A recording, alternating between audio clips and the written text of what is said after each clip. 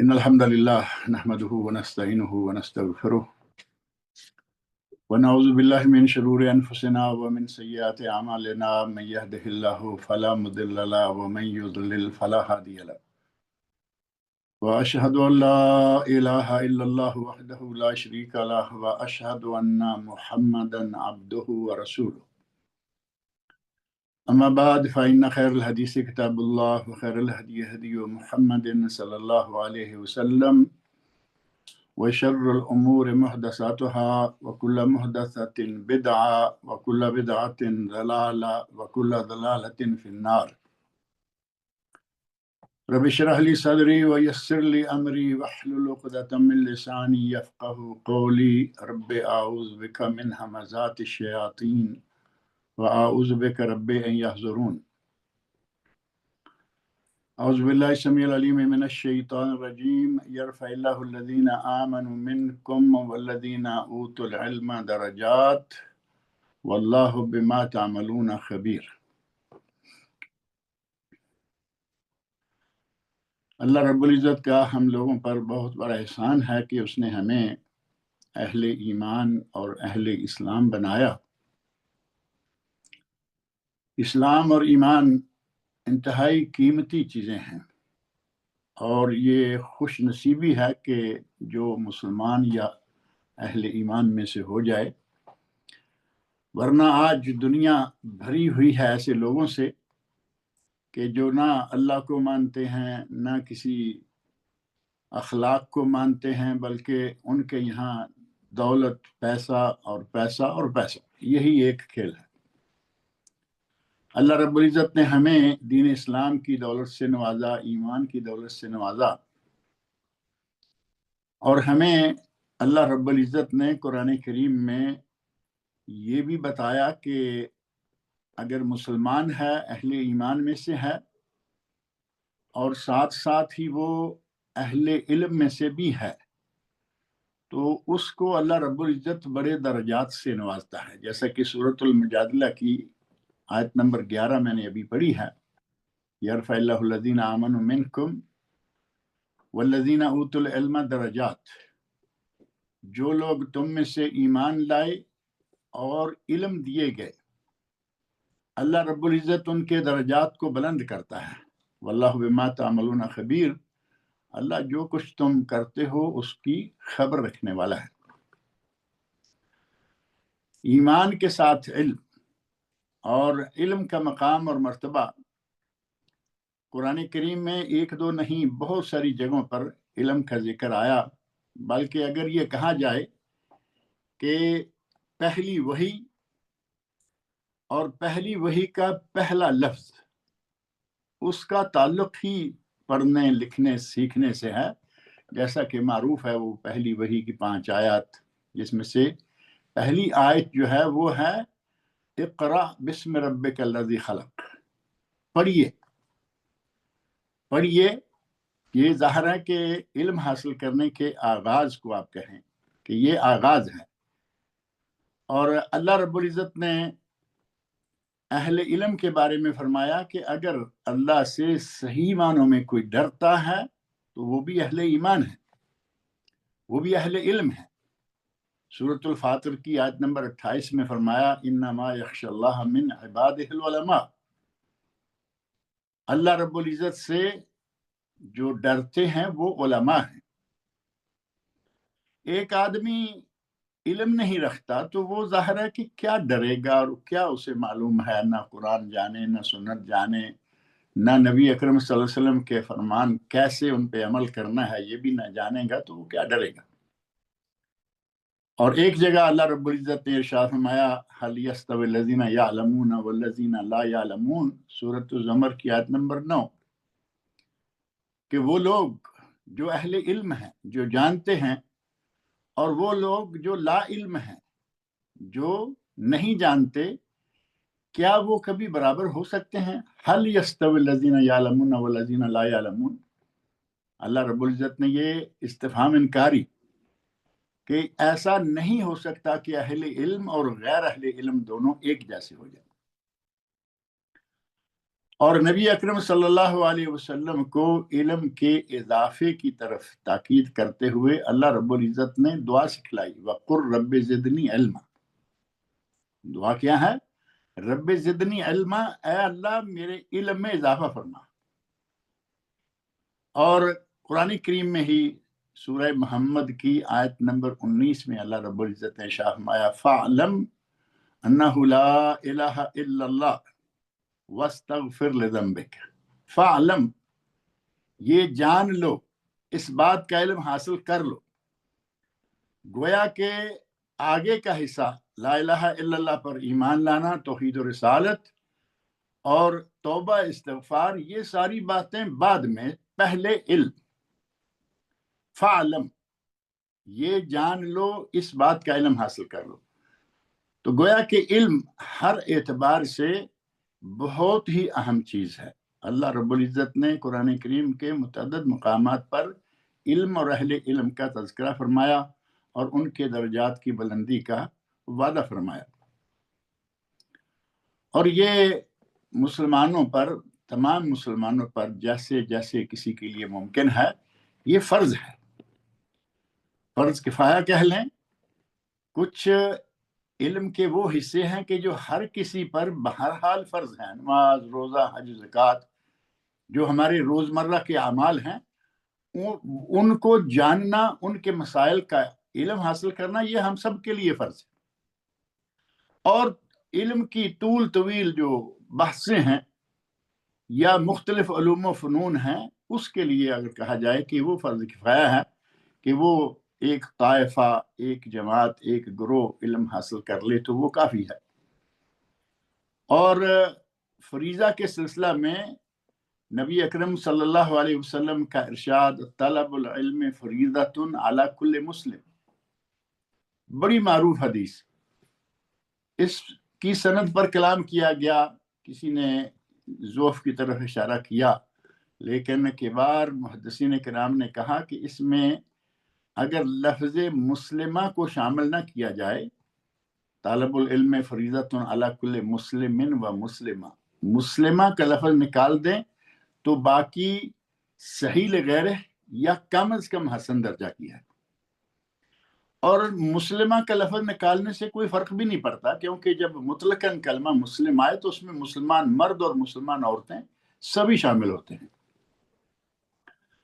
और सुनन अबू दाऊद, इसी तरह तिरमिज़ी, इब्न माजा और मुस्नद इमाम अहमद में नबी अकरम सल्लल्लाहु अलैहि वसल्लम का इरशाद बड़ा मारूफ, अल उलमाउ वरसतुल अंबिया, इन्नल उलमा वरसतुल अंबिया, उलमा जो हैं वो अंबिया के वारिस।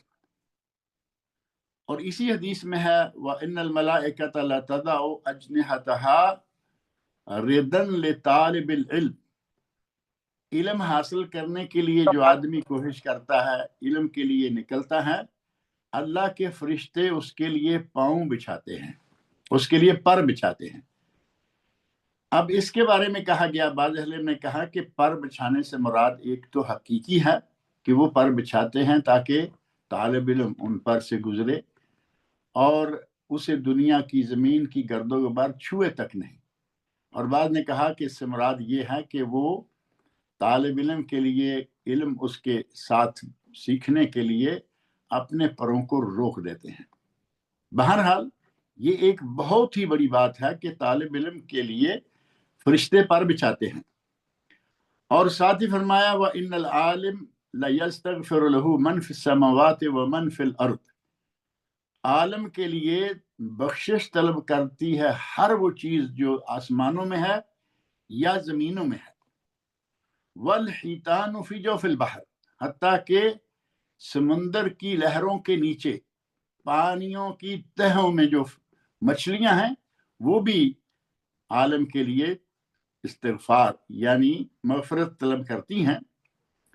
और साथ फरमाया, व इन्ना फ़ज़्लल आलिम अलल आबिद कफ़ज़्लिल क़मर लैलतिल बद्र अला साइरिल कवाकिब, आलम को अल्लाह ने आमी पर इतनी फजीलत दी है जितनी 14वीं रात के चांद को बाकी के सितारों पर फजीलत हासिल होती है। बहुत बड़ा मकाम। अल्लाह रब्बुल इज़्ज़त ने علم کو بہت ہی اہمیت دی. نبی اکرم صلی اللہ علیہ وسلم نے علم کو بہت اہمیت دی، حتیٰ کہ فرمایا وَمَن يُرِدِ اللَّهُ خَيْرًا مَن يُرِدِ اللَّهُ خَيْرًا يُفَقِّهُ فِي الدِّينِ. صحیح بخاری. اللہ جس کے ساتھ بھلائی کرنا چاہتا ہے، اللہ جس کے ساتھ بھلائی چاہتا ہے، اللہ رب العزت اسے اس کے لیے یفقہ فی الدین، اسے دین میں فقاہت عطا کر دیتا ہے.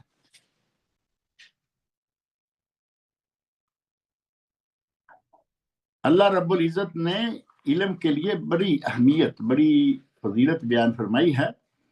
اور نبی اکرم صلی اللہ علیہ وسلم میں فرماتے ہیں، صحیح بخاری میں ہی حدیث یہ بھی موجود ہے، لا حسد الا فی اثنتین، دو لوگوں کے سوا کسی کے ساتھ رشک کرنا جائز نہیں. رشک کرنا عربی میں حسد کا لفظ جو ہے یہ ہر طرح سے استعمال ہوتا ہے، رشک کے لیے بھی اور حسد کے لیے بھی. تو یہاں رشک ہے کہ اللہ رب العزت بندے کو جو علم عطا کرتا ہے یا بندے کے لیے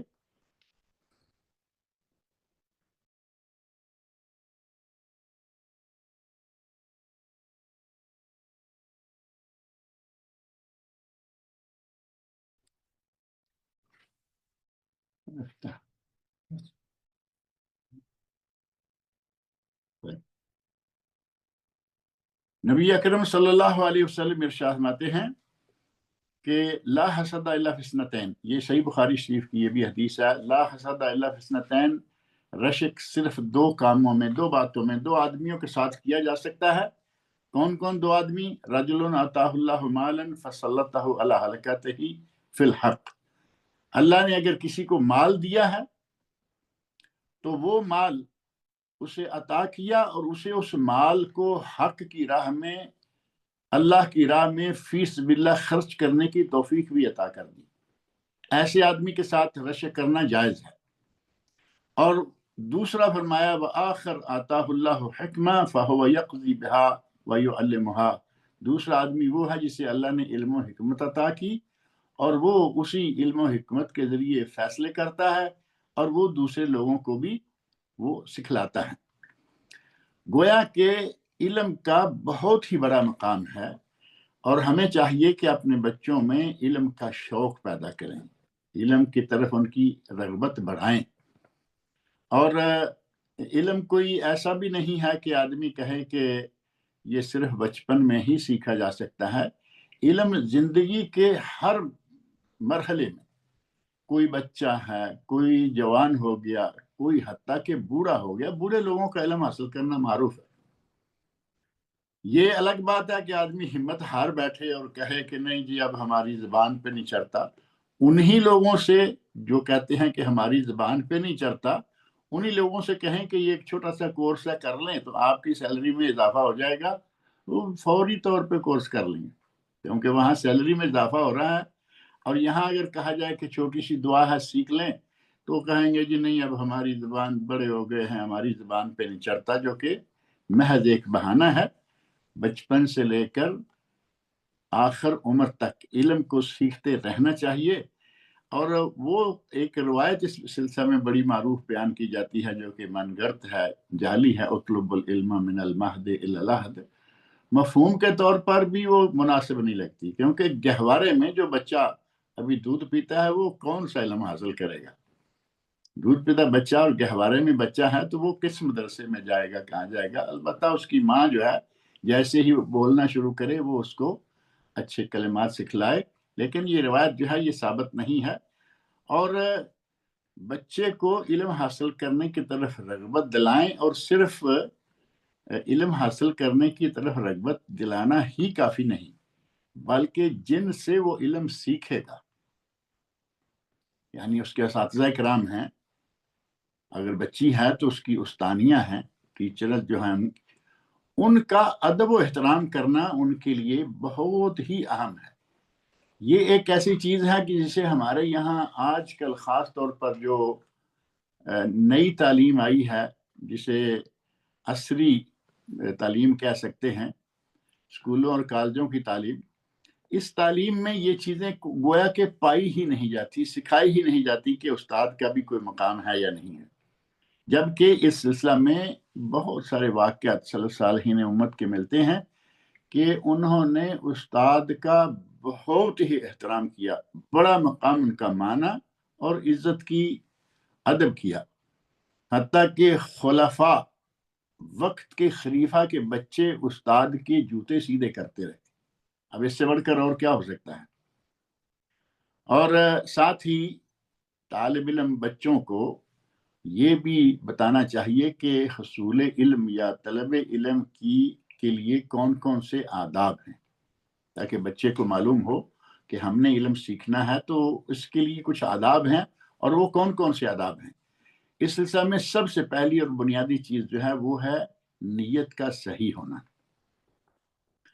علم حاصل کرے آدمی تو وہ علم حاصل کرنے کے لیے ہو، دولت کمانے کے لیے نہ ہو۔ ظاہر خاص طور پر یہ معاملات جو ہیں وہ دینی علم سے تعلق رکھتے ہیں۔ دنیاوی علم جائز ہے، یہ بات ذہن میں رکھیں کہ دنیاوی علم حاصل کرنا جائز ہے۔ کوئی انجینئرنگ پڑھے، کوئی میڈیکل پڑھے، کوئی دوسری ایگریکلچر پڑھے، جائز ہے، لیکن پہلے دینی تعلیم، پہلے ایک مسلمان ہو پھر انجینئر، پہلے صحیح معنوں میں مسلمان ہو پھر ڈاکٹر، پہلے صحیح معنوں میں مسلمان ہو اور پھر اس کے بعد ماہر تعلیم ہو، پروفیسر ہو، لیکچرار ہو، کوئی بھی ہو، پہلے دینی تعلیم۔ تو دینی تعلیم حاصل کرنے کے لیے، حتیٰ کہ دوسری تعلیم کے لیے بھی، طالب علم کی نیت صحیح ہونی چاہیے کہ ہم اپنی اصلاح کے لیے، اپنے گرد و نواح کے لوگوں کی اصلاح کے لیے اور اللہ کی رضا کے لیے علم حاصل کر رہے ہیں۔ نیت صحیح نہیں ہوگی تو پھر وہ کوئی فائدہ نہیں دے گی۔ حتیٰ کہ امام بخاری رحمہ اللہ نے صحیح بخاری میں جو پہلی حدیث درج کی ہے وہ انما الاعمال بالنیات، یہی حدیث ہے کہ اعمال کا دار و مدار نیتوں پر ہے۔ اگر نیت صحیح ہے تو بیڑا پار، اور اگر نیت ہی خراب ہے تو پھر کیا ہو۔ اور دوسری بات یہ کہ جب استاد پڑھا رہا ہو تو طالب علم کے لیے ضروری ہے کہ وہ پوری توجہ کے ساتھ، پوری دلچسپی کے ساتھ اپنے استاد کی بات کو سنیں۔ یہ نہیں کہ ادھر استاد پڑھا رہا ہے اور پیچھے طالب علم نے موبائل کھولا ہوا ہے اور سائلنٹ پہ رکھا ہوا ہے تاکہ آواز نہ کسی کو جائے، اور اس میں سے نکال کر کچھ اپنی مرضی کی چیزیں دیکھ رہا ہے۔ یہ کیا سیکھے گا؟ جس نے استاد کی بات کو ہی توجہ سے نہیں سیکھا، سنا، وہ کیا سیکھے گا؟ اور پھر خاص طور پر جو دروس ہیں ان میں سے جو اہم باتیں آتی ہیں وہ طالب علم کو چاہیے کہ وہ لکھ لیا کرے۔ لکھنے سے علم جو ہے وہ بہت ہی زیادہ محفوظ ہو جاتا ہے، اور ہر ممکنہ کوشش کر کے بندہ اپنے آپ کو دیندار بنائے۔ ایسا نہ ہو کہ نمازیں چھوٹتی ہیں، چھوٹتی رہیں، روزے چھوٹتے ہیں، چھوٹتے رہیں۔ طالب علم کو پوری طرح کا دیندار بھی ہونا چاہیے، اور جھوٹ کے تو قریب بھی نہیں جانا چاہیے۔ جھوٹ جو ہے یہ تو بہت ہی بری عادت ہے، لہذا ہمیشہ سچ بولیں اور جھوٹ سے دور رہیں، اور گناہوں سے بھی بچیں۔ دیندار ہوں گے تو انشاءاللہ گناہوں سے بھی بچیں گے۔ اگر آدمی گناہ بھی کرتا رہے اور علم بھی سیکھتا رہے تو اس کے یہاں علم جو ہے وہ پختہ نہیں ہوگا۔ علم میں رسوخ کے لیے ضروری ہے کہ بندہ تمام طرح کے گناہوں سے بچ کر رہے۔ امام شافعی رحمۃ اللہ علیہ کا واقعہ بڑا معروف ہے۔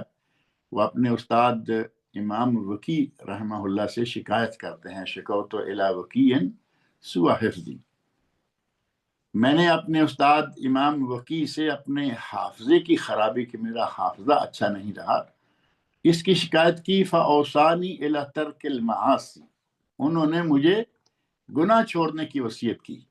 واخبرنی ان العلم نور من اللہ، نور من الہ، یہ علم جو ہے یہ اللہ کی طرف سے نور ہے۔ ونور اللہ لا یعطی لعاصی، اور اللہ کا نور کسی گناہگار کو نہیں دیا جاتا۔ لہذا ہمیں چاہیے کہ گناہ سے بچ کے رہیں۔ طالب علمی کا زمانہ ہے، آپ سیکھ رہے ہیں، عمر کون سی بھی ہے، لیکن اپنے آپ کو گناہوں سے بچائیں، جتنا بھی ہو سکے کوشش کریں، اور اپنے استاد کی کبھی بھی دل آزاری نہ کریں۔ आदाब में से ये एक अहम बात है कि अपने उस्ताद की दिल आज़ारी का बायस न बने, क्योंकि अबू दाऊद, तिरमिज़ी और मुस्नद इमाम अहमद में हदीस है, सनद के एतबार से भी मोतबर है, जिसमें नबी सल्लल्लाहु अलैहि वसल्लम फरमाते हैं, लैसा मिन्ना मन लम यरहम सगीरना व लम युवक्किर कबीरना। वो हम में से नहीं, हमारे तरीके पर नहीं है, जो बच्चों पर रहम नहीं करता और बड़ों का एहतराम नहीं करता। तो उस्ताद तो ज़ाहिर है कि बड़ा है। उस्ताद तो वालिदैन के बाद दुनिया में अगर कोई सबसे अहम है तो वो उस्ताद है। दुनिया में वालिदैन के बाद जो रिश्तेदारों में और दूसरे लोगों में अहमियत होती है, वो वालिदैन के बाद उस्ताद की होती है, जो कि इंसान को सही मानों में इंसान बनाता है। लिहाजा कोशिश करें कि बच्चों को ये आदाब सारे अच्छी तरह ज़हन नशीन कराएं, उन्हें सिखलाएं, और दीनी तालीम के साथ, जैसे मैंने पहले भी अर्ज़ किया है, कि दुनियावी तालीम हासिल करने में कोई हर्ज नहीं है। वो ज़माना गुजर गया जब कभी किसी ने कहा कि अंग्रेज़ी पढ़ना हराम है, किसी ने कहा ये है। अहले इल्म का इत्तेफाक है कि दीनी तालीम के साथ साथ दुनियावी तालीम जायज़ है, लेकिन वो इल्म नजूम ना हो, ये जो हमारे यहाँ नजूमी है, और ना ही इल्म सिहर हो।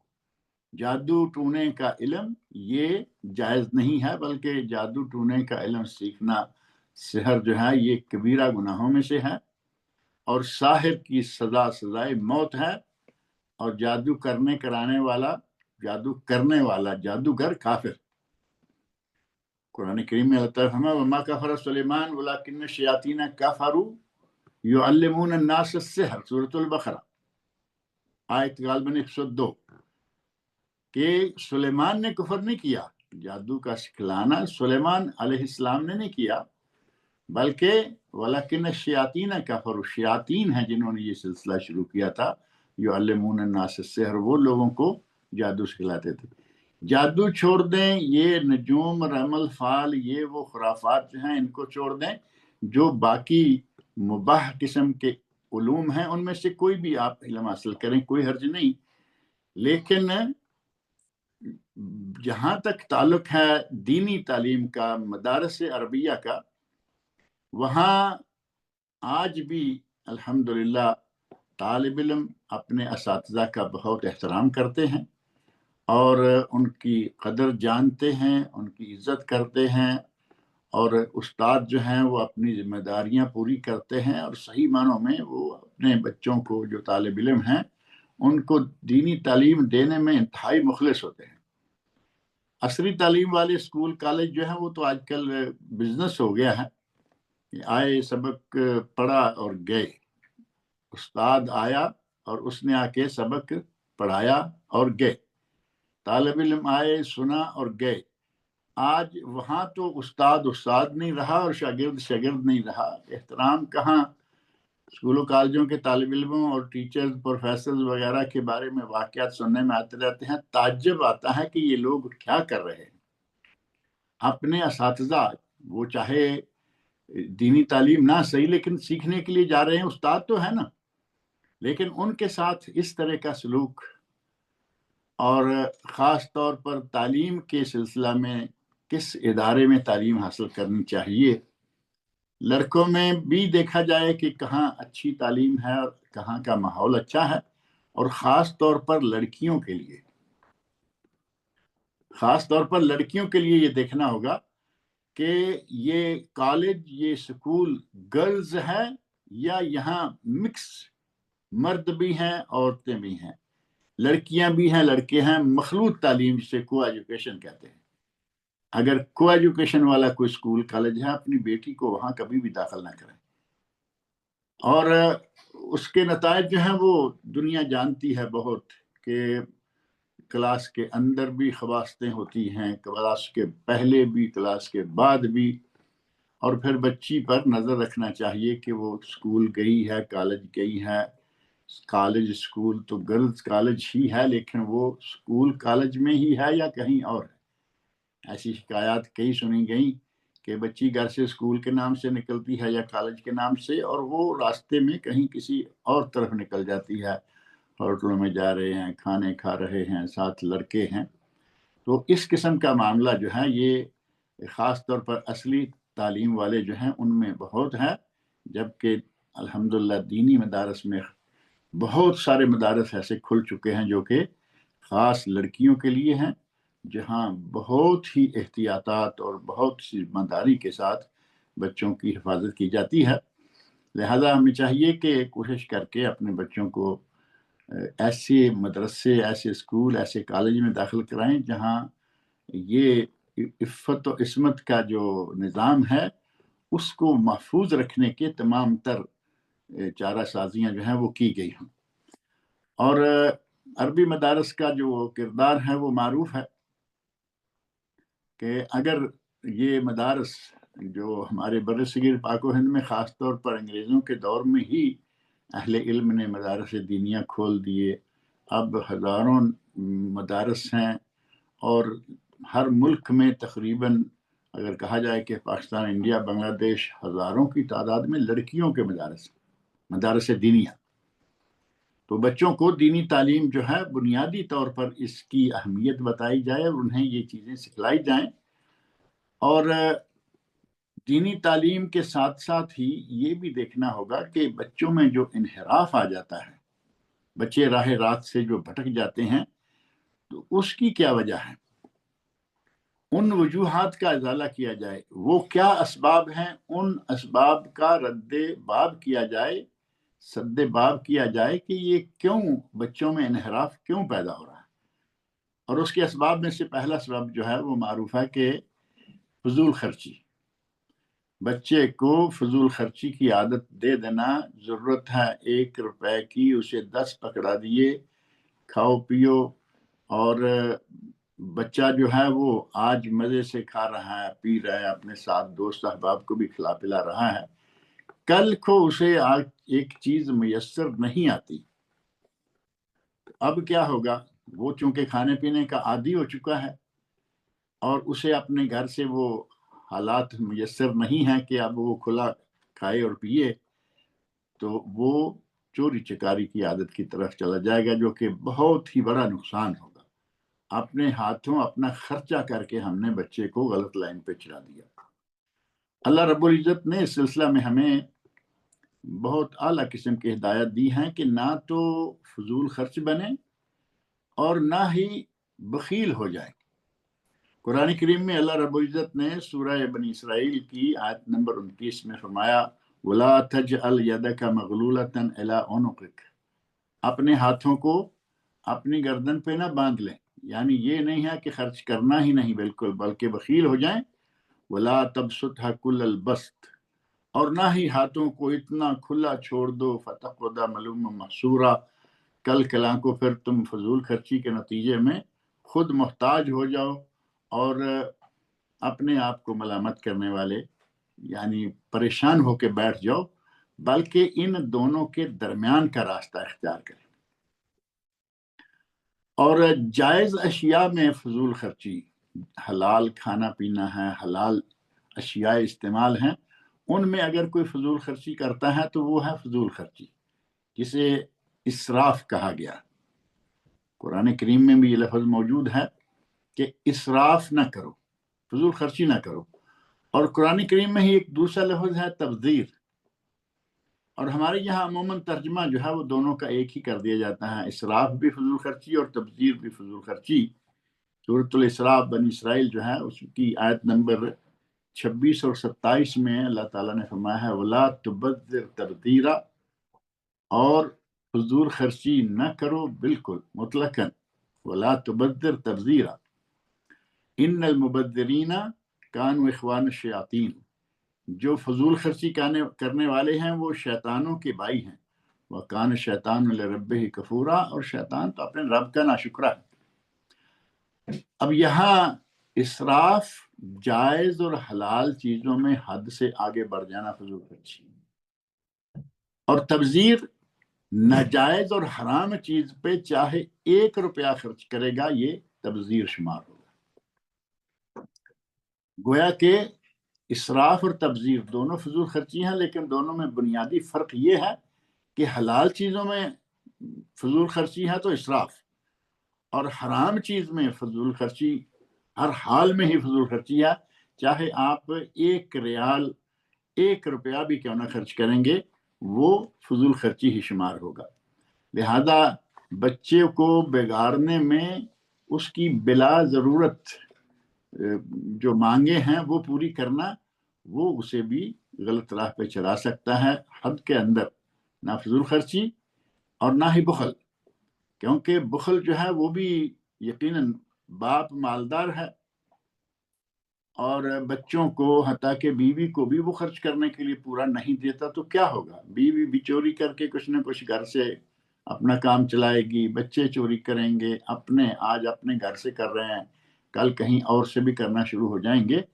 بچے کو گویا کہ ہم نے خود چوری کرنے پر لگا دیا، جبکہ گھر والوں پر خرچ کرنا صدقہ اور ثواب ہے، اپنے ہی گھر والوں پر خرچ کرنا بہت بڑا صدقہ ثواب ہے۔ نبی اکرم صلی اللہ علیہ وسلم نے فرمایا کہ ایک آدمی فی سبیل اللہ دینار خرچ کرتا ہے، ایک آدمی کسی غلام کو آزاد کرنے کے لیے درہم خرچ کرتا ہے، کوئی کسی مسکین کو خرچ دیتا ہے، درہم خرچ کرتا ہے۔ ان سارے درہموں سے بہترین درہم کون سا ہے؟ اعظمها اجرا الذي انفقته على اهلك۔ ان میں سے سب سے اہم اجر، سب سے زیادہ اجر والا درہم وہ ہے جو آپ نے اپنے گھر والوں پہ خرچ کیا۔ بیوی پہ خرچ کریں، اپنے بال بچوں پہ خرچ کریں، صدقہ بھی ہے ثواب بھی ہے، نیت صرف اللہ کی رضا کی ہو۔ حتیٰ کہ صحیح بخاری اور صحیح مسلم میں حدیث موجود ہے جس میں آپ ارشاد فرماتے ہیں حتیٰ ما تجعل فی امرأتک، یہاں تک کہ تم جو اپنی بیوی کے منہ میں لقمہ دو گے، یعنی بیوی کو کھلاؤ گے پلاؤ گے، وہ بھی صدقہ اور ثواب ہے۔ لہذا نہ فضول خرچی اور نہ بخل، بلکہ درمیانی حد جو ہے وہ ہمیشہ اختیار کرنی چاہیے، دولت چاہے کتنی بھی کیوں نہ ہو۔ اور ایک چیز یہ ہے کہ بچے کو تعلیم کے لیے جا رہا ہے، بیٹی ہے پڑھنے کے لیے جا رہی ہے، اس کی صحبت کو آپ نے چیک کرنا ہے کہ پڑھنے کے بعد وہ کن کے ساتھ بات چیت کرتے ہیں، یا اسکول کے خالی اوقات کے دوران وہ کن سے زیادہ ملتے جلتے ہیں، کن سے ان کا رابطہ ہے۔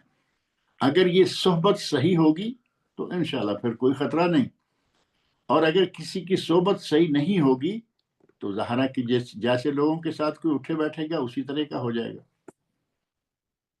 صحبت صالح ترا صالح کنت، اچھے لوگوں کی صحبت تمہیں اچھا کر دے گی، وہ صحبت طالح ترا طالح کنت، اور برے لوگوں کی صحبت تمہیں برا کر دے گی۔ اور نبی اکرم صلی اللہ علیہ وسلم نے ایک بڑی بہترین مثال دی اس سلسلہ میں، فرمایا مثل الجلیس الصالح والجلیس السوء کمثل حامل المسک و نافخ الکیر۔ اچھے اور برے دوست کی مثال ایسے ہے، اچھا دوست ایسے ہے جیسے کہ کوئی کستوری اور خوشبو مسک بیچنے والا ہے، اور برے دوست کی مثال ہے جس طرح کہ کوئی آگ کی بھٹی جھونکنے والا ہے۔ فرمایا کہ اگر آپ کسی عطار کے ساتھ، عطریات خوشبوئیں بیچنے والے کے ساتھ تعلق رکھتے ہیں تو آپ اس سے خریدیں گے، خوشبو خرید لیں گے، اور اگر نہیں خریدیں گے، اس کے پاس بیٹھے ہیں تو آپ کو خوشبو آئے گی، بہترین خوشبو آئے گی، مشام جان معطر ہوں گے۔ اور اگر کسی بھٹی والے کے ساتھ دوستی کر لی تو کیا ہوگا؟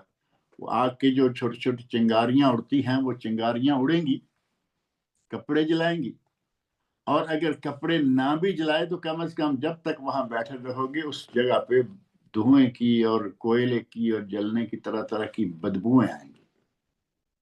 اچھی صحبت گویا کہ آپ کسی کستوری بیچنے والے کے ساتھ ہیں، اور بری صحبت گویا کہ آپ کسی بھٹی جلانے والے کے ساتھ ہیں۔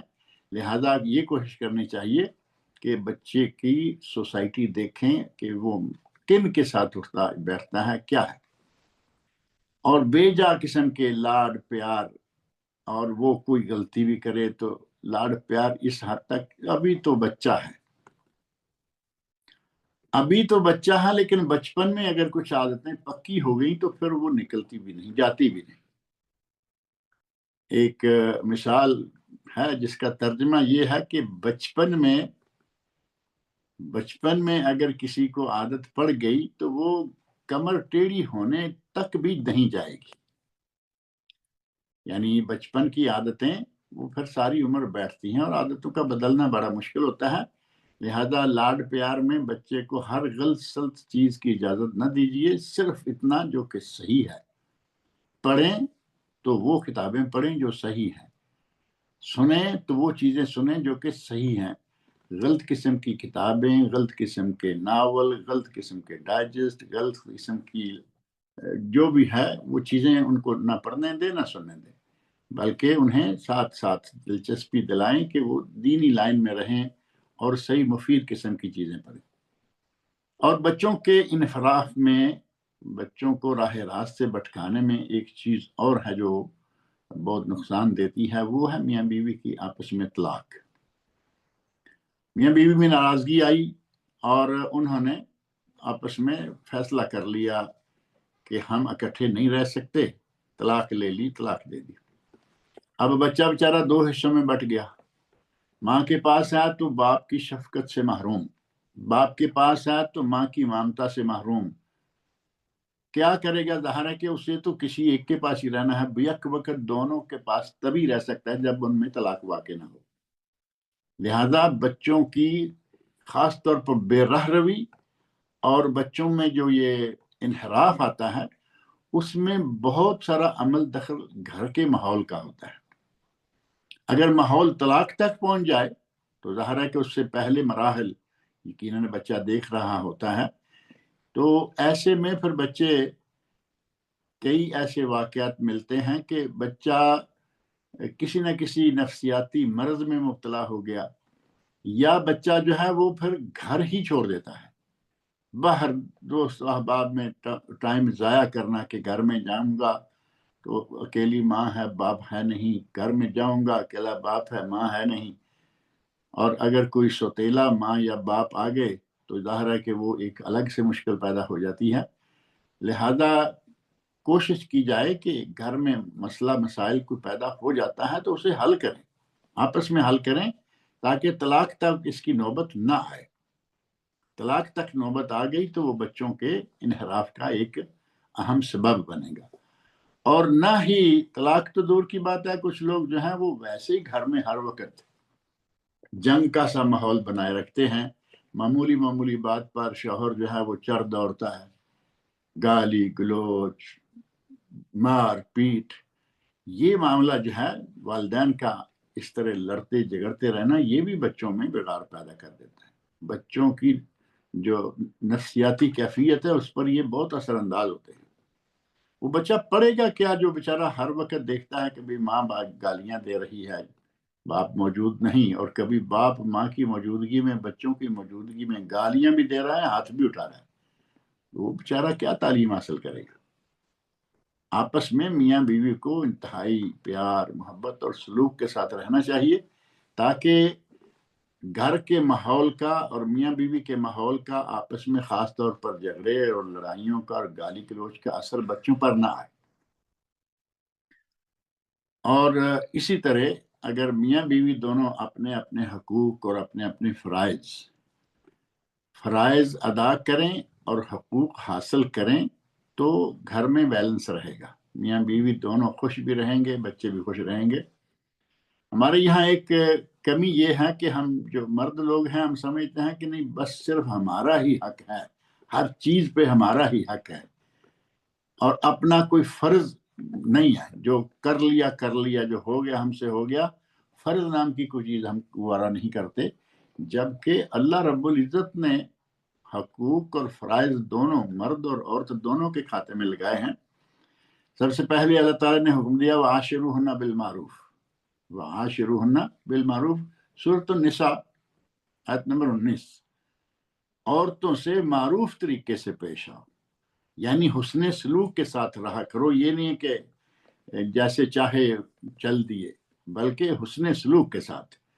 اور سورۃ البقرہ کی آیت نمبر 228 میں فرمایا وَلَهُنَّ مِثْلُ الَّذِي عَلَيْهِنَّ بِالْمَعْرُوفِ وَلِلرِّجَالِ عَلَيْهِنَّ دَرَجَةٌ. جس طرح وَلَهُنَّ اور ان عورتوں کے بھی حقوق ہیں، مثل الذی علیہن اسی طرح جس طرح کے ان کے فرائض بھی ہیں. حقوق بھی ہیں اور فرائض بھی ہیں. اور دونوں میں بیلنس اللہ رب العزت فرما رہے ہیں وَلَهُنَّ مِثْلُ الَّذِي عَلَيْهِنَّ بِالْمَعْرُوفِ، اب بیلنس سے ایک درجہ مرد کو زیادہ دے دیا، وَلِلرِّجَالِ عَلَيْهِنَّ درجہ، اور مردوں کو ایک درجہ زیادہ، ایک درجہ صرف۔ اب آپ اندازہ کریں کہ اگر دونوں اپنے اپنے حقوق حاصل کرنے کے لیے پہلے اپنے اپنے فرائض ادا کریں تو یقیناً یہ جو روز کی جک جک گھروں میں ہوتی ہے وہ ہوگی ہی نہیں۔ مرد اپنی ذمہ داریاں ادا کرے، عورت اپنی ذمہ داریاں ادا کرے، دونوں اپنے اپنے فرائض پورے کریں اور دونوں کے حقوق جو ہیں وہ یقیناً ملیں گے۔ نبی اکرم صلی اللہ علیہ وسلم نے اپنے گھر میں کیا ماحول رکھا ہوا تھا وہ کسی سے پوشیدہ نہیں ہے۔ آپ گھر میں ہوتے، گھر والوں کا تعاون کرتے، کپڑا سی لیتے، جوتا درست کر لیتے، حتیٰ کہ کئی ایسے کام غلام کے ساتھ تعاون کر دیتے، یعنی خادم ہے، نوکر ہے، اس کے ساتھ تعاون کر دیتے، بیوی کی کام کر رہی ہے جو آپ ساتھ کر سکتے ہیں کر دیتے، حتیٰ کہ یہ آتا ہے کہ آپ اپنے گھر کی صفائی بھی کر لیتے، کوئی بات نہیں، اپنا گھر ہے۔ اور بیوی کا دل جیتنے کے لیے نبی اکرم صلی اللہ علیہ وسلم نے بہت ساری مثالیں ہمارے سامنے رکھی ہیں، وہ موضوع طویل ہو جائے گا، صرف اتنا کہ ایک صرف چھوٹی سی بات حضرت عائشہ رضی اللہ عنہ کہتی ہیں کہ ایک سفر میں ساتھ تھی، واپسی پہ نبی صلی اللہ علیہ وسلم نے اپنے صحابہ کو کہا کہ تم جاؤ اور ہم آ رہے، ہم دونوں پیچھے رہ گئے، تو نبی صلی اللہ علیہ وسلم فرماتے ہیں کہ عائشہ میرے ساتھ دوڑ لگاؤ گی؟ آپ اندازہ کریں کہ نبی صلی اللہ علیہ وسلم نے اپنے گھر کا ماحول کیسا رکھا ہوا، خوش طبی، ہر طرح سے گھر والوں کو خوش رکھنا۔ عائشہ دوڑ لگاتی ہو؟ عرض کیا ہاں لگاتی ہوں۔ دوڑ لگائی، نبی اکرم صلی اللہ علیہ وسلم پیچھے رہ گئے اور حضرت عائشہ رضی اللہ عنہا آگے بڑھ گئے، معاملہ ختم ہو گیا۔ کچھ عرصے کے بعد پھر ایسا موقع آیا کہ فرمایا عائشہ دوڑ لگاتی ہو؟ ہاں ہاں لگاتی ہوں۔ دوڑ لگائی اور اس مرتبہ حضرت عائشہ رضی اللہ فرماتی ہیں کہ میرا وزن تھوڑا زیادہ ہو گیا تھا، نبی صلی اللہ علیہ وسلم جیت گئے۔ سنن ابو داؤد اور ابن ماجہ میں حدیث موجود ہے، نبی صلی اللہ علیہ وسلم جیت گئے اور آپ نے فرمایا ہذہ بتلک، عائشہ اس وقت تم جیت گئی تھی، آج میں جیت گیا ہوں، معاملہ برابر ہو گیا۔ گھر کے اندر میاں بیوی کو ایک خوشگوار قسم کا ماحول رکھنا چاہیے ہمیشہ، اور باپ حضرات جو ہیں گھروں میں عموماً بدسلوکی کرتے ہیں بچوں سے، اب پتہ نہیں اپنا روب جمانے کے لیے مارنا، پیٹنا، گالی گلوچ کرنا، اور اگر وہ والد ساتھ ہی شراب بھی پیتا ہے، جوا بھی کھیلتا ہے، تو اب بتائیے کہ ان بچوں کا تو اللہ ہی رکھا ہے، باہر سے شراب پی کے آ گیا، گھر میں گل گپاڑا، باہر کہیں جوئے میں کچھ ہار کے آ گیا، گھر میں پھر اسی طرح کی بدسلوکی بچوں سے، بیوی سے بچوں سے جب باپ بدسلوکیاں کرتا ہے تو پھر اس کا نتیجہ کیا ہوگا؟ یقینی بات ہے کہ ایسی شکل میں بچے جو ہیں وہ بیچارے بگڑیں گے، اور ان کے لیے یہ بڑا ہی مشکل ہوگا کہ وہ اپنے آپ کو سنبھال سکیں۔ اور یہاں ایک بات اور ذکر کر دیں کہ بچے کے اچھا ہونے یا برا ہونے کے لیے تین چیزیں یا تین ماحول ایسے ہیں کہ جو اپنا اپنا کام کرتے ہیں۔ پہلا ماحول یا پہلا اس سلسلے میں جو معاملہ ہے وہ ہے گھر کا اور خاندان کا۔ اگر گھر میں اور خاندان میں خیر ہے، وہ لوگ اچھے ہیں، دیندار ہیں، مسلمان ہیں، مومن ہیں، تو ظاہر ہے کہ بچہ بھی دیندار ہوگا، مومن ہوگا، بچے کی تعلیم جو ہے وہ اسلامی ہوگی، بچے کی تعلیم جو ہے وہ دینی ہوگی، عربی ہوگی، اچھی جان پہچان دین سے ہوگی، چاہے ساتھ دنیاوی تعلیم بھی حاصل کرے۔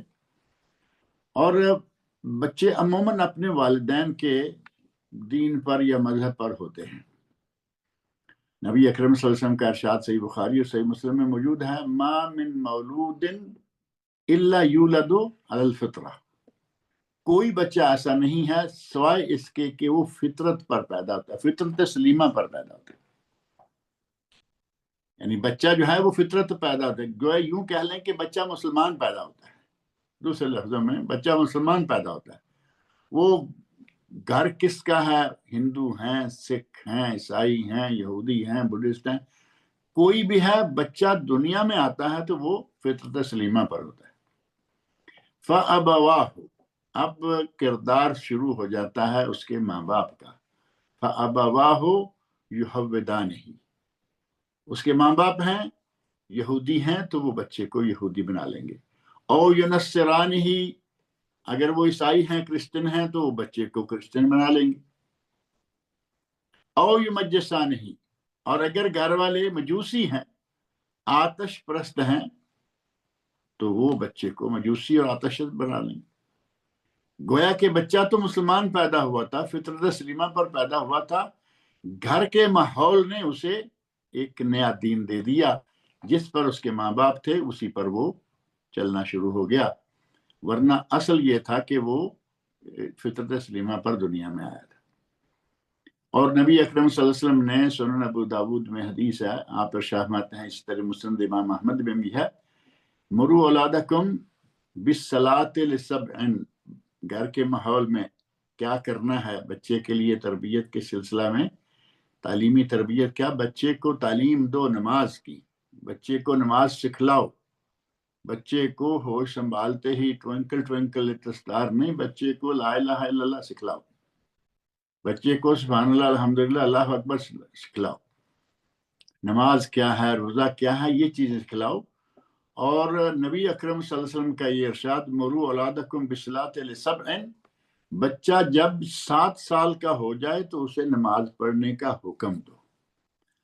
اب اگر باپ نمازی ہے، بچہ 5-7 سال کا ہو گیا، سمجھدار ہو گیا، اسے معلوم ہے کہ مسجد کے آداب کیا ہیں، اسے معلوم ہے کہ نماز کیا ہے، تو وہ نماز پڑھنا شروع کرے. شوہر اپنے ساتھ اپنے بچوں کو مسجد لے کے جائے، باپ اپنے بچوں کو مسجد میں لے کے جائے، لیکن جب وہ سمجھدار ہو جائے. بعض لوگ اس حدیث کا مفہوم شاید نہیں سمجھ پاتے، سمجھتے ہیں کہ بچے کو کسی بھی عمر میں مسجد میں لے جائیں. کبھی کبھی بڑی کوفت والے مناظر دیکھنے کو ملتے ہیں کہ بچہ بیچارہ بڑی مشکل سے ابھی ہوش سنبھالا ہے، اسے مسجد میں لے آئے. اور کچھ ایسے ہیں کہ وہ بچہ ابھی چلتا بھی نہیں، یا کندھے پر باپ کی گود میں، یا مسجد کی زمین پر، فرش پر یا قالین پر. اب اس عمر کا بچہ ماں کے پاس تو ٹھیک ہے، لیکن باپ کو اپنے پاس لے کے آنا، پھر وہ بار بار اسی کے ساتھ مشغول ہے، کبھی اس کا کپڑا سیدھا کر رہے ہیں، کبھی اس کو اٹھتے کو بٹھا رہے ہیں، ادھر سے ادھر کر، اپنا جمعہ جو ہے وہ خراب کر لیں گے، نمازیں خراب کر لیں گے. اور کچھ وہ بچے آتے ہیں ساتھ میں کہ جو بھاگ دوڑ شروع کر چکے ہیں، لیکن انہیں مسجد کیا ہے، جمعہ کیا ہے، جماعت کیا ہے، انہیں اس کی پتہ ہی پرواہ کوئی نہیں. ایسے بچوں کو مسجد میں نہ لائیں جو دوسروں کے لیے بھی پریشانی کا اور تشویش کا باعث بنے. جب بچہ ہوش سنبھال لے 5-6-7 سال، نبی صلی اللہ علیہ وسلم نے دیکھا، فرمایا ہے مرو اولادکم بالصلاۃ لسبع، بچہ جب 7 سال کا ہو جائے تو اسے نماز کا حکم دو، یعنی نماز پڑھانے کے لیے اب اس کی تیاری شروع کرا دو. اپنے گھر کے اندر بیٹی ہے، ماں اس کو اپنے گھر کے اندر جیسے ہوش سنبھالے تعلیم دینا شروع کر دے، نماز کی اپنے ساتھ نماز پڑھانا شروع کر دے. اور والد سنتیں پڑھتا ہے گھر میں آ کر، جو کہ نبی صلی اللہ علیہ وسلم کی سنت یہ ہے کہ سنتیں گھر میں پڑھی جائیں. آپ عموماً سنتیں گھر میں پڑھتے، فرض مسجد میں جا کے پڑھاتے، اور باقی سنتیں پھر آ کے گھر میں پڑھتے. اگر یہ انداز ہم اختیار کریں سارے لوگ، تو ہمارے چھوٹے بچے جب ہمارے پاس ہوں تو انہیں کہیں آئیے اب ہمارے ساتھ نماز پڑھیے. یعنی نماز کا انداز یہ سارا گھر میں سکھلائیں. جب وہ مسجد کے آداب سیکھ جائیں تو پھر اس کو مسجد میں بھی لے کے جائیں. آپ نے فرمایا مرو اولادکم بالصلاۃ لسبع، بچے کو 7 سال کی عمر میں نماز پڑھنے کا حکم دیں. وَاضْرِبُوهُمْ عَلَيْهَا لِعَشْرٍ، اور جب وہ 10 سال کے ہو جائیں تب بھی وہ نماز نہ پڑھیں تو اسے مار کر نماز پڑھائیں. بیٹی ہے، بیٹا ہے، اسے مار کر بھی نماز پڑھائیں. وَفَرِّقُوا بَيْنَهُمُ الْمَضَاجِعَ، اور ان کے بستر الگ الگ کر دیں. اب یہ نماز پڑھانے کے لیے 10 سال، ہمارے بڑی عمر کے بچے، بڑی عمر کے بچے نماز نہیں پڑھ رہے، اگر کبھی کوئی توجہ دلا دیتے، ابھی بچے ہیں. اللہ کے نبی صلی اللہ علیہ وسلم فرما رہے ہیں کہ 7 سال کے بچے کو حکم دو 10 سال کا نہ پڑھے تو مار کے پڑھاؤ. اور ہمارے نزدیک 15-20 سال کا بھی بچہ ہی ابھی بچہ ہی ہے. روزے کی باری آتی ہے تو عموماً جو دیندار گھروں کے بچے ہیں وہ 6-7 سال سے روزے رکھنا شروع ہو جاتے ہیں، 5 سال سے 6 سال سے. کبھی شروع میں 1-2 رکھے، 4-6 رکھنا شروع کر دیے، 10-15 کر دیے. وہ 5-7 سال تک، عموماً 7-8 سال تک بچے پورا مہینہ روزہ رکھتے ہیں. اور ہمارے وہ لوگ بھی ہیں جو کہیں گے جی نہیں ابھی بچہ ہے، نہیں ابھی بچہ ہے. بلکہ ایک مرتبہ میں نے کسی بڑے سمجھدار معروف آدمی سے یہ سنا کہ اپنے کسی درس میں کہہ رہے تھے جی بچوں کو مجبور کیوں کریں. عجیب بات ہے، اللہ کے نبی فرمائے مار کے نماز پڑھاؤ، اور ہمارے یہاں روزے کی باری آ جائے یا نماز کی تو مجبور کیوں کریں. آپ اس کو سکھلائیں، وہ خود سمجھ جائے گا کہ مجھے کیا کرنا ہے. اور اگر سکھلائیں گے نہیں تو پھر وہ تو ظاہر ہے کہ جس راہ پہ جائے گا اسی پہ رہے گا. اور دوسرا، گھر یا خاندان کے بعد جو بچے کے لیے اہم جگہ ہے یا بچے کو متاثر کرنے کے لیے اہم مقام ہے، وہ ہے مدرسہ. وہ مدرسہ ہو، وہ اسکول ہو، وہ کالج ہو، وہ یونیورسٹی ہو، کچھ بھی ہو، یہ وہ مقام ہے جہاں بچہ جو ہے وہ بہت کچھ سیکھتا ہے. اگر اسکول کالج کی باری ہے تو ظاہر ہے کہ کالج اس وقت بچے میچور ہو چکے ہیں، جوان ہو چکے ہیں. وہاں سے وہ جو کچھ اخذ کریں گے، والدین کو چاہیے کہ وہ تھوڑی سی نگرانی رکھیں کہ وہ کہاں جاتے ہیں، کن کن سے ملتے ہیں، ان کے دوست کون ہیں اور وہ کیسے ہیں. اگر کوئی دوست ایسا ہے کہ وہ تمباکو نوشی کرتا ہے، کوئی دوست ایسا ہے وہ شراب نوشی کرتا ہے، کوئی دوست ایسا ہے اس میں اور کئی طرح کی خرابیاں ہیں، فساد ہیں، بگاڑ ہیں، اپنے بچے کو اس سے ملنا جلنا روک دے، منع کر دے. اور اس مدرسے یا اسکول کالج کے ماحول کے ساتھ جو بنیادی چیز ہے وہ ہیں ان کے استاد. اگر استاد جو ہیں وہ بااخلاق ہوں گے تو یقیناً وہ اپنے شاگردوں کو بھی اخلاق کا درس دیں گے، اپنے شاگردوں کو بھی یہ بتائیں گے کہ بھائی اخلاق کیا ہے، ہم نے کیسے رہنا ہے، کس طرح اٹھنا بیٹھنا ہے.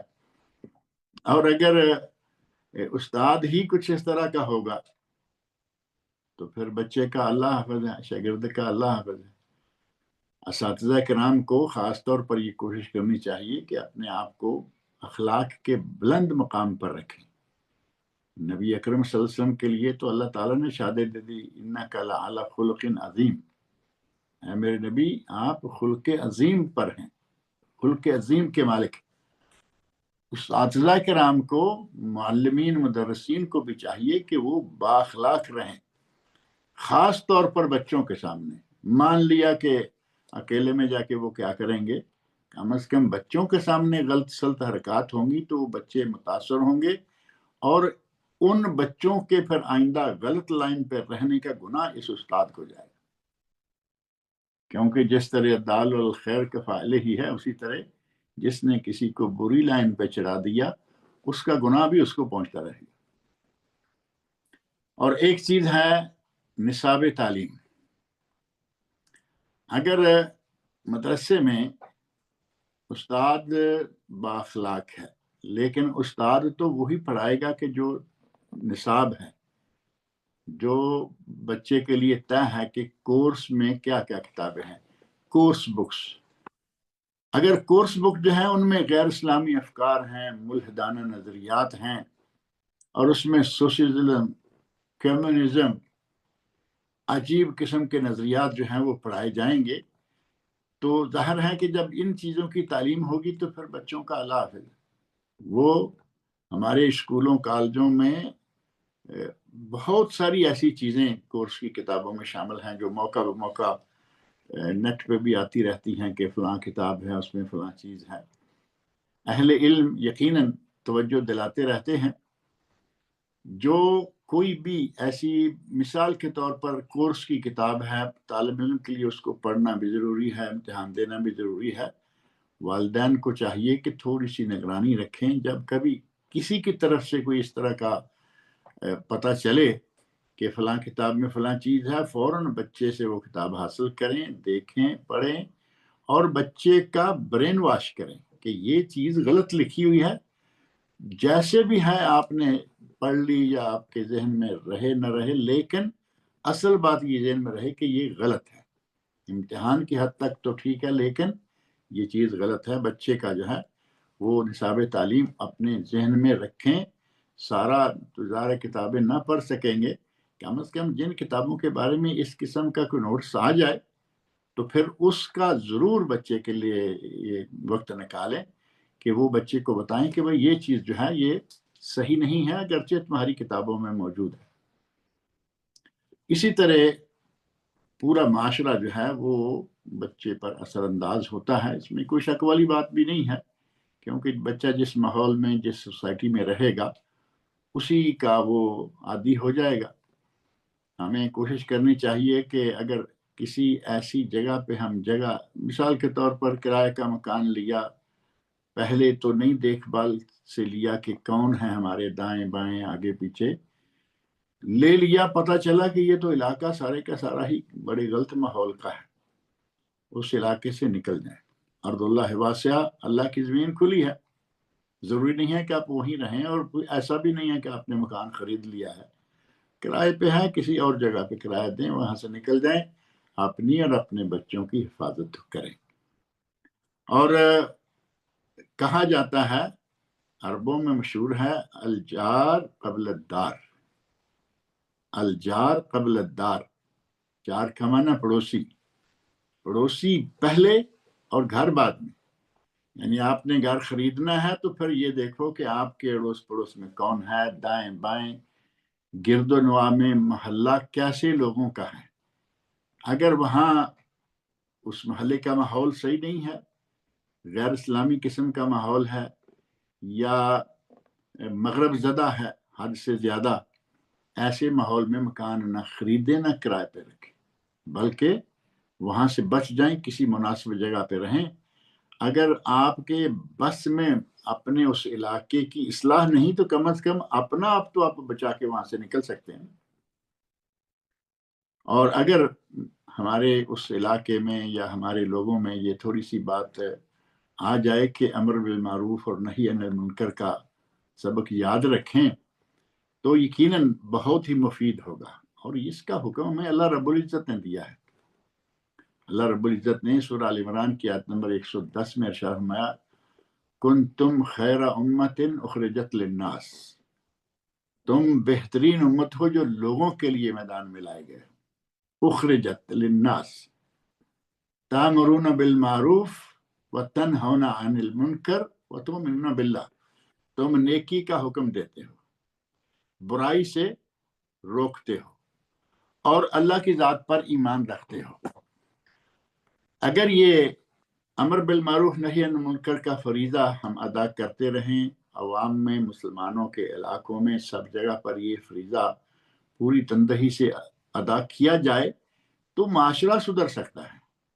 लेकिन हमारे यहाँ मसला ये है कि हम समझते हैं कि ये अमर बिल मारूफ नहीं, ये तो मौलवियों का काम है। नहीं, कुन तुम खैरा उम्मतिन, तुम बेहतरीन उम्मत हो, ना मौलवी ना गैर मौलवी, ना आलम ना गैर आलम, बल्कि हर किसी के बारे में कुन तुम, मुसलमान जो है मुसलमानों को कम दिया गया, उलमा को नहीं। कुन तुम खैरा उम्मतिन उखरिजत लिन्नास तामुरून बिल मारूफ व तनहौना अनिल मुनकर व तुमिनून बिल्लाह। अगर अमर बिल मारूफ नहीं अनिल मुनकर की जिम्मेदारी हम सब अदा करें तो माशरा खुशगवार, पुरअमन और खूबसूरत हो जाएगा। और अगर यही समझें, अभी सऊदी अरब में गवर्नमेंट को अल्लाह ताला ने ये तौफीक दे रखी है, सऊदी गवर्नमेंट के बहुत सारे काम सारी दुनिया जानती है, یہ الگ بات ہے کہ بعض لوگوں کی قسمت میں لکھا ہوا ہے کہ وہ سعودی عرب کے خلاف ضرور بولتے رہیں، لیکن آج اگر دنیا بھر کا کوئی جائزہ لے تو دنیا بھر سے سب سے بہترین ماحول سعودی عرب میں، دنیا بھر میں سے سب سے بہترین پر امن ماحول، سب سے زیادہ امن سعودی عرب میں، امن بھی سب سے زیادہ، اور ماحول اسلامی کے اعتبار سے بھی سب سے بہترین ملک۔ ان کا ایک ادارہ ہے حیات الامر بالمعروف و نہی عن المنکر، یعنی پوری منسٹری کے لیول پر اس ادارے کا کام ہی یہ ہے کہ وہ نیکی کا حکم دیتے ہیں اور برائی سے روکتے ہیں۔ انہیں جہاں جہاں پتہ چلے کہ یہاں کوئی فساد، کوئی بگاڑ ہے، کہیں کوئی شراب پینے کی جگہ ہے، شراب بنانے کی جگہ ہے، قمار کھیلنے کی جگہ، یہ کرنے، تو وہاں فوراً ریڈ کریں گے۔ اور اس حیات الامر بالمعروف نہی عن المنکر اس ادارے کی بدولت یہاں کا ماحول الحمدللہ آج تک بہترین ماحول آ رہا ہے۔ اب ہم کہیں کہ جی حکومت جانے اور اس کا کام جانے، یا علماء جانے اور ان کا کام جانے، ایسا نہیں۔ حکومت بھی اور عوام بھی، علماء بھی اور عام بھی، ہر کسی کو امر بالمعروف اور نہی عن المنکر جو ہے اس فریضہ کو ادا کرنا چاہیے۔ اور اگر سارے لوگ ایسا کرتے رہیں تو یقیناً اپنے گھر سے ہی آغاز کیا جائے گا۔ پہلے اپنا گھر سنواریں، گھر سنورے گا، بال بچے سنوریں گے، بچوں کی تربیت ہوگی، صحیح اسلامی خطوط پر تربیت ہوگی، اور پھر جہاں جہاں تک آپ کا اثر ہے یا جہاں جہاں تک آپ کی آواز جاتی ہے وہاں تک آواز پہنچائیں اور سارے کے سارے معاشرے کو خوشگوار بنا دیں۔ اگر ہم ان تعلیمات پر، قرآن و سنت کی ان تعلیمات پر عمل کریں تو یقیناً ہماری اولاد، ہمارے بچے دین بھی سیکھیں گے، دنیا بھی پڑھیں گے، اور معاشرے کا بہترین فرد بنیں گے۔ آج کے بچے کل کے جوان، آج کا بچہ کل کا ایک ذمہ دار معاشرے کا فرد ہوتا ہے۔ ہمیں اس کو ایسے طریقے سے پروان چڑھانا ہے کہ معاشرے کا مفید فرد بنے، ایسا نہ ہو کہ معاشرے کے لیے یہ کلنک کا ٹیکہ بن جائے۔ اللہ رب العزت سے میری دعا ہے کہ وہ ہماری تمام اولادوں کو، اولاد احفاد سب کو اللہ تعالیٰ نیک کرے، اور اللہ رب العزت ہمیں آپ سب کو نیک عمل کی توفیق عطا فرمائے۔ وما علینا الا البلاغ المبین۔